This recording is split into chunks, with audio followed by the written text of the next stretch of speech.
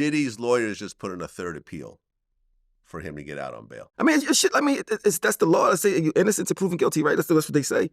You can't pay $50 million to get out. But you won't get a bail if you try to witness tamper.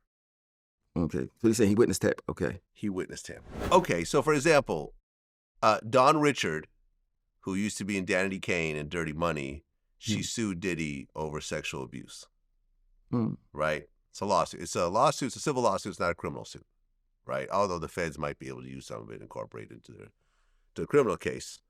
So, Kalina Harper. I know Kalina. You know her? I know her personally, yeah. I guess she's actually married to a good friend of Diddy.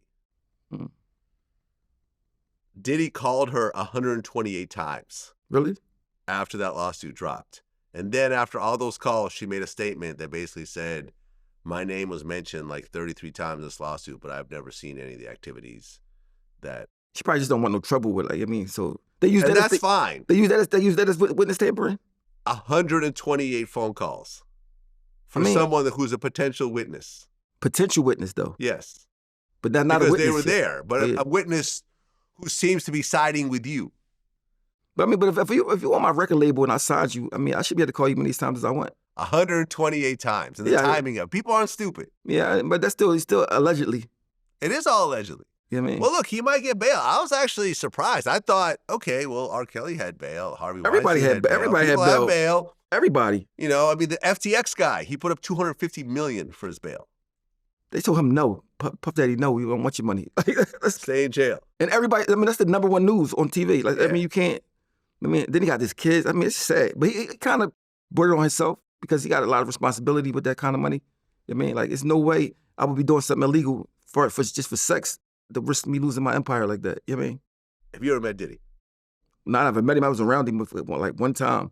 I mean, but I heard stories about him a long time ago, but it was like, I didn't believe it because I just thought he was too cool for any of that stuff, you know what I mean? What were the stories you heard back then? Just some stuff like it was about some sex. Well, somebody told me he asked some guy I know, like, yo, would you suck a dick for $1 million? Yeah. This is like 20 years ago. And I told my man, I said, bro, it's different if a nigga say that he don't got $1 million. But if a nigga saying that to you like it got $1 million, bro, we supposed to like, you know what I mean? But that's the only thing. But I didn't believe it though. Okay, so Diddy asked one of your male friends, would he suck a dick for $1 million? For $1 million. Yeah. And he pretty much got $1 million in his pocket at the time that he's saying this, right? But my thing, but you know, it's crazy. I just didn't believe him. Like, I mean, at the time, I didn't believe him because this was a long time ago. Like, did he tell you like anything else about this conversation? Like, what, no. When he said, I said, you don't just walk in the room and say, "Hey, how you doing, Oschino? You suck a dick for $1 million." Like, you know, some gotta lead up to it. You know what I'm saying? He just was saying like, it was kind of, we was talking about something else. He said, "Yo, you know, Bull said to me," and he said that. But you know, at the time, Diddy was like the shit. You know what I mean, so I just like, man, he ain't see that, bro. I just didn't believe him. You know what I mean, I looked at Diddy in a different type of light. You know what I mean? I looked at him as he was special. Like, I wouldn't think, because I would think if you got 900 million and stuff like that, you can make a girl do whatever you want. You know what I mean? You don't gotta act, you don't gotta do all the crazy stuff that they saying he's doing. Girls want to do. That's what I'm saying. Whatever you want, just to you can change their life. Listen, girls wanted to be around Diddy. Diddy wasn't like a troll, you know, 500 pounds, whatever else. Like, but that's how they making it seem, though. They're making it seem like he was in good shape, you know. He was well groomed. He wore nice clothes. So why they try to make it seem like he forced everybody to do everything? Like, see, I don't know, and that's people think that I'm trying to cover up for him or somehow ousting the freak offs, and I'm scared myself. Like, look. At the end of the day, you're allowed to have sex with people. Now, are you drugging people or are you taking drugs yourself and there's drugs on the table and if you want to take them, cool. If not, that's fine too. It's up to you. Nobody's never said nothing all these years. Everybody got all these stories about what happened. Why he wasn't saying nothing before? Like, I mean, I don't understand. I just don't understand it. I just feel like everybody's just trying to get some shine off of it. But like, if you really felt like somebody was getting trafficked or somebody was underage and you ain't do nothing about it. See, I don't think the underage thing, I haven't seen anything about an underage allegation in the actual federal. They got a hotline to say if you did something to Diddy, you could call it a hotline. Yeah, but that's a civil lawyer. You got all these ambulance chasing lawyers, man, who have these quote unquote clients who claim all this stuff. Like, I don't know if you heard recently, there was this one woman who was actually, she was represented by a big lawyer named Gloria Allred who said that Diddy raped her and blah, blah, blah, all these years ago. And then her ex-boyfriend came forward and showed a text They basically said, listen, if you go along with my story, I'll give you $3 million when I win.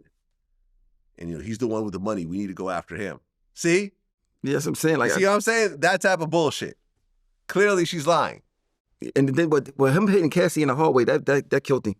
That was horrible. That killed him. Yeah. Without that, he had a low fighting with that video it killed him. I mean, that right there just killed him. That was absolutely horrible, and there's no excuse for it. I don't care what happened leading up to it. She was trying to leave. Especially when you got that type of, like, you Puff Daddy, like, you like the top. Like, you should never have to do nothing like that because you know who you are, you know what I mean? So it made everybody look at him different, you know what I mean? Because I don't like to judge people, you know what I mean? Because everybody had their days and whatever, but you got 900 million. You can't be just doing stuff. I mean, you can't be doing stuff like that, bro. You got to just chill. He needed somebody around him that wasn't a yes man. Well, I think he was a junkie. He was a drug addict. You know you need one friend that don't care about your money that's going to tell you the truth. I mean, because without that, I mean, what they say, absolute power, absolute corrupts. Like, he just thought he could do anything, and he forgot. He forgot about consequences. See, regular people, we know about consequences. I've been to prison. I mean, I know certain, I'm like, oh, you did that? You know, you can't do that. But when you could been doing it for so long, you feel like you could do anything, you forgot.